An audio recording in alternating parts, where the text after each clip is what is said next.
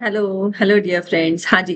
सो आज हम sample question paper ही continue कर रहे हैं बट डिफरेंट पेपर कर रहे हैं। तो मैं आपके सामने पेपर लेकर आई हूँ, सो हम सॉल्व करते हैं।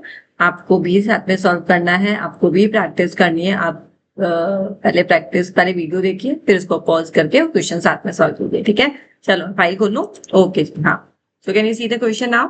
The graph of a quadratic polynomial P x passes through the point -6, 0, 0, -30, 0। एक सेकंड, मेरा पेन ले लूं मैं। हाँ, -4, -20, 6, 0 the zeros of the polynomial. अब आपको बोला कि कौन से जीरोज ऑफ द पॉलिनोमियल है, और तो आपको पता होना चाहिए कि अब ये सारे पॉइंट पास कर रहे हैं, और हमें ये भी पता होना चाहिए कि जीरो ऑफ द पॉलिनोमियल कहाँ पे लाई करेंगे, हमारे एक्स एक्सिस पे। जो भी हमारी एक्स एक्सिस को कट करेंगे वो हमारे क्या होंगे, जीरोज ऑफ द पॉलिनोमियल। तो -6, 0 हो सकता है, yes. This is not, because ये वाई एक्सिस पे लाई करेगा, क्योंकि एक्स एक्सिस का तो 0 है। 4, -20 ये हमारा 4, हाँ, फोर्थ क्वाड्रेंट में जाएगा ये वाला पॉइंट, तो ये भी एक्स एक्सिस को लाई नहीं करेगा। 6, 0 ये दो पॉइंट्स हमारे लाई करेंगे एक्स एक्सिस पे, एक -6 and -6. This is correct. Now question number 2, the value for k for which the system of the equation 3x minus ky equals to 7 and 6x plus 10y equals to 3 is inconsistent. Again देखो, ये inconsistent वाला question आ रहा है repetitively, तो आप ध्यान रखिए कि inconsistent वाला केस कौन सा है। b1 by b2 is not equals to c1 by c2। अब इसमें वैल्यू पुट कर दो, ये हमारा a1 है, ये b1 है, ये c1 है, ये a2 है, ये b2 है, ये c2 है। Just put the values. तो यहाँ पे पुट करोगे ना, तो 3/6 is equals to -k/7 is not equals to 7/3। ठीक है, अब हमें k का वैल्यू निकालना है, तो देखो ये कैंसिल हो गया। तो हम फर्स्ट एंड सेकंड को इक्वेट कर देते हैं, 1/2 इक्वल्स टू -k/7। तो k का वैल्यू क्या आ जाएगा हमारा? k का वैल्यू आ जाएगा -7/2। एक मिनट, मैंने कुछ गलत लिया है क्या? हाँ, k/10 है, k/10 है, sorry, I took the wrong value. k का वैल्यू यहाँ पे 10 है, तो ये 10 है ना, तो ये 1/2, तो ये 5 हो जाएगा। k का वैल्यू क्या हो जाएगा हमारा? 5। तो k का आंसर क्या हो जाएगा हमारा? -5। क्योंकि -7 मैच नहीं कर रहा था ना, तो आई रियलाइज कुछ तो गड़बड़ हो गई है। तो आपको भी ऐसे आंसर पता लग जाना चाहिए कि हम कुछ गड़बड़ कर रहे हैं, कुछ मिस्टेक कर रहे हैं। तो k का वैल्यू हमारा -5 आ गया। अब आप यहाँ पे पुट करके देख लो, 1/2 आ रहा है इसका वैल्यू 1/2 है। इसका भी अगर मैं k का वैल्यू -5 रखूंगी तो 1/2 है, and that is not equal to 7/3। ठीक है, दोनों वैल्यू 7/3 से मैच नहीं करिए, तो हमारा आंसर हो जाएगा इसका बी। हाँ जी, क्वेश्चन नंबर 3 पे मूव करते हैं। सो क्वेश्चन नंबर 3 क्या बोल रहा है?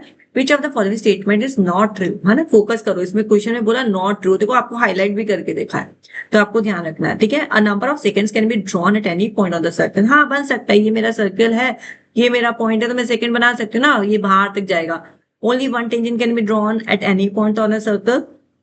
ठीक है, a code is a line segment joining 2 points on the circle. ये भी ठीक है, कोड हमारा 2 पॉइंट को ही टच करके बनता है, राइट।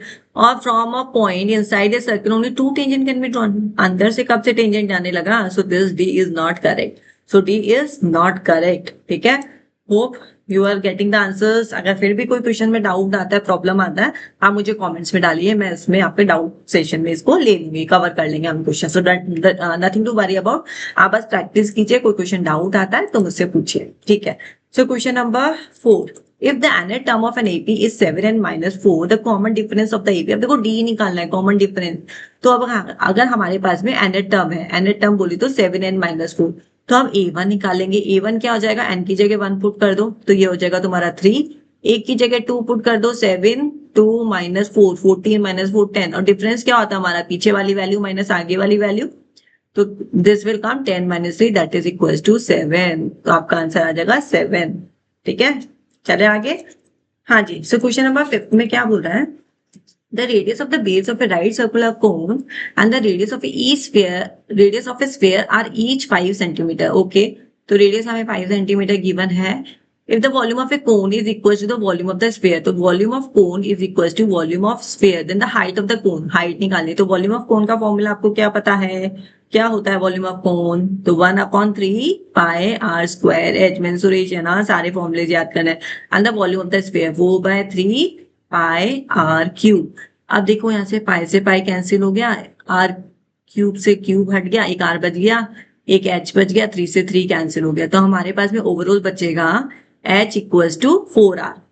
h इक्वल टू 4 तो हाइट ही पूछा हमें, हाइट ऑफ द कोन तो निकल जाएगी, h equal to 4 into 5 that comes out 20 centimetre. ठीक है ना। Question number 6, if tan theta, trigonometry का क्वेश्चन आ गया, tan थीटा 5/2 है, देन 4 sin थीटा। देखो इस टाइप के क्वेश्चन बहुत बार आ रहे हैं, है ना। इसमें क्या करना है आपको, इसको tan थीटा में कन्वर्ट कर लो, इसको divide numerator and denominator by cos theta. cos theta से डिवाइड करोगे ना इसको, तो आपके पास में आ जाएगा 4 tan theta plus 1 upon 4 tan theta minus 1। ठीक है, अब tan थीटा की वैल्यू गिवन है, पुट कर दो, 4 5/2 प्लस 1 अपॉन 4 5/2 माइनस 1।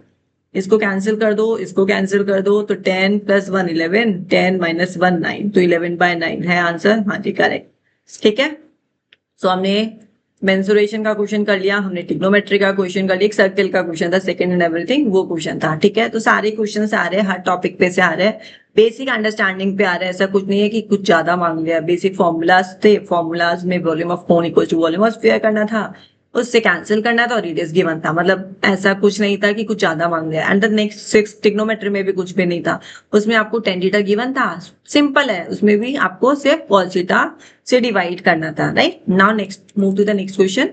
अब देखो ये हमारा आ गया सर्कल, सर्कल का क्वेश्चन है। ठीक है, नाउ यहाँ पे क्या दे रखा है, tangent has been drawn at a point P, P से टेंजेंट ड्रॉन है, हाँ जी दिख रहा है।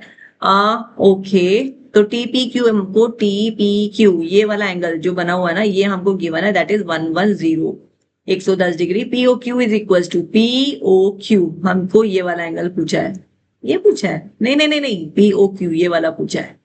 ठीक है, सो दिस इज 110, तो आपको ये पता होना चाहिए कि जो हमारा टेंजेंट और सेंटर से जो एंगल बनता है ना, सेंटर से और टेंजेंट पे ये वाला एंगल हमारा 90 डिग्री है, दिस एंगल इज 90 डिग्री। ठीक है, तो ये वाला एंगल कितना हो जाएगा, दिस इज 20 डिग्री, ये 20 है, और देखो OP इक्वल टू OQ, हाँ दोनों रेडियस है, दोनों रेडियस है, तो रेडियस है तो हमारे को आइसोसेलेस एंगल ट्रायंगल प्रॉपर्टी पता होना चाहिए, तो ये वाला एंगल भी क्या हो जाएगा हमारा 20 डिग्री। ठीक है, फिर हम लगा देंगे angle sum property in OPQ, है ना। OPQ में क्या लगा देंगे, angle sum property of triangle sum property. 180 180 degree होता है तीनों का सम, तो 20 प्लस 20 प्लस जो हमसे पूछा है POQ इक्वल टू 180, तो 180 में से 40 माइनस कर दो, 180 में से 40 माइनस कर दो, यू विल गेट कितना, 140 140 degree. So this is your answer. हाँ जी नेक्स्ट क्वेश्चन पे मूव करते हैं। सो question number 8, quadratic polynomials have 0 minus √5/2 and √5/2। ठीक है, अगर हमें क्वाड्रेटिक पॉलिनोमियल बनाना है और हमें जीरो दे रखे, तो सम ऑफ जीरोस निकाल लो, जब माइनस प्लस को ऐड करेंगे तो ऑब्वियसली जीरो हो जाएगा, अच्छा पूरा रूट में, ठीक है वो भी चलेगा, प्लस √5/2 है, तो आंसर क्या हो जाएगा 0। एंड प्रोडक्ट ऑफ जीरोस क्या हो जाएगा, दोनों को इंटू करेंगे तो √5 5, √2 2 और माइनस का साइन आ जाएगा। ठीक है, अब हमें क्वाड्रेटिक पॉलिनोमियल का जो स्टैंडर्ड फॉर्मूला वो क्या था, के x square minus sum of zeros पे x plus product of zeros, यही है हमारा इक्वेशन। ठीक है, इसमें वैल्यू रख दो, हमारा के रखते हैं, के कांस्टेंट वैल्यू होती है, अगर कुछ नहीं हुआ तो 1 एज्यूम कर लेंगे, एक्स स्क्वायर और सम ऑफ जीरो तो जीरो है, तो उसको तो कोई स्टैंड ही नहीं करेगा, एंड देन -5/2।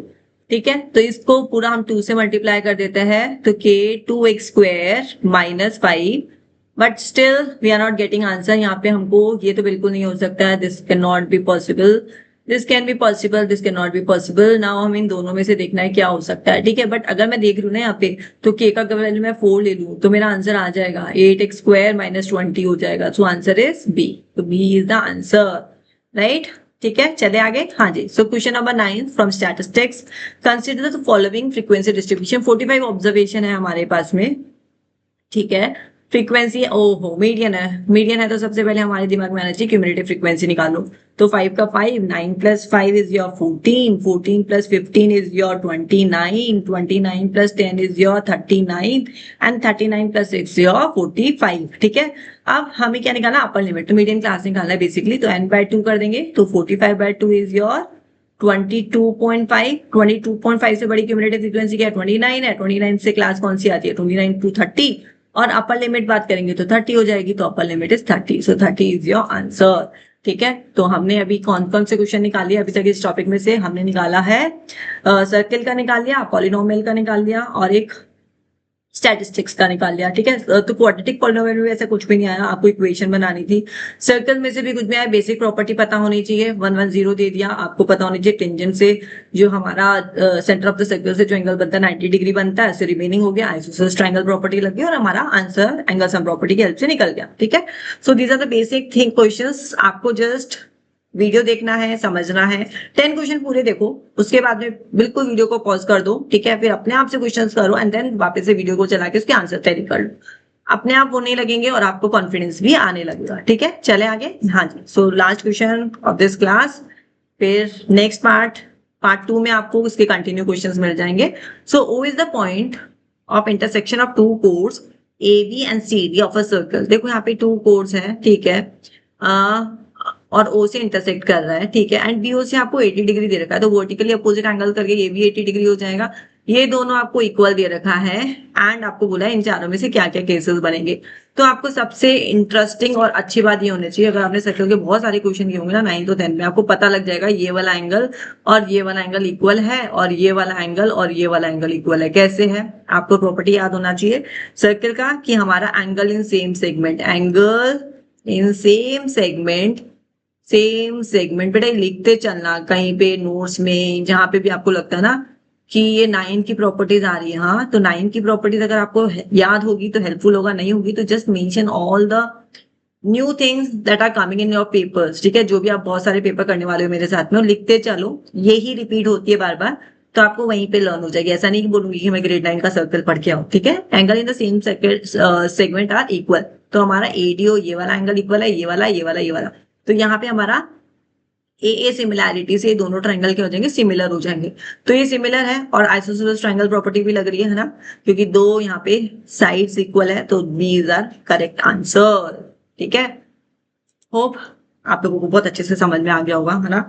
इसको all the question just go through the video, देखो समझो एक एक क्वेश्चन, वीडियो बंद कर दो चलेगा, है ना, फिर इसको अपने आप से 10 क्वेश्चंस करो, 10 क्वेश्चंस करके फिर इसको रीचेक करने के लिए आप वीडियो को देखकर फिर इसको रीचेक कर लो, कहीं पे फिर से प्रॉब्लम आती है just go through it again, हो जाएंगे, इतना टफ नहीं है, ठीक है। फिर भी in case of any doubt put in the comments, I will be there, कुछ भी आपका डाउट सेशन लेके मैं आ जाऊँ, ठीक है। चलो bye bye, see you in the next part, thank you, bye bye.